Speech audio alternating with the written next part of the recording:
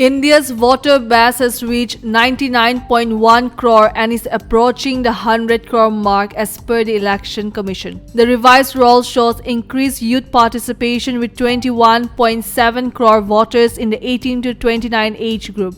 The Election Commission shared this data ahead of the 15th National Voters' Day, which will be celebrated across the country on January 25.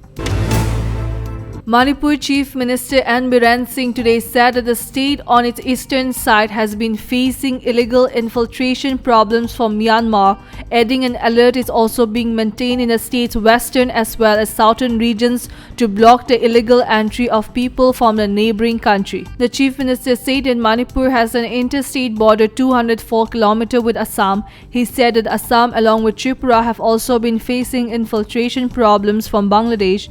If Assam could not detect the illegal infiltrators from Bangladesh, these migrants might have entered into Manipur, Biren Singh told the media.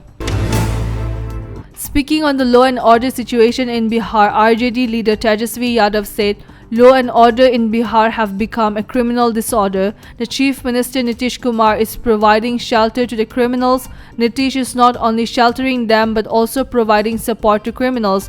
When we come to power, we'll show how law and order are improved," Tejasvi added. Indian couples in US are rushing for C-sections to beat US President Donald Trump's birthright citizenship deadline, with couples asking their gynecologists for preterm deliveries. Trump's executive order says children born to parents where none of them are American citizens or green card holders won't be US citizens by birth after the deadline. The order takes effect on February 19. However, this rush to attempt cesarean or preterm birth surgery is being discouraged by doctors due to various health complications for both the mother and the child.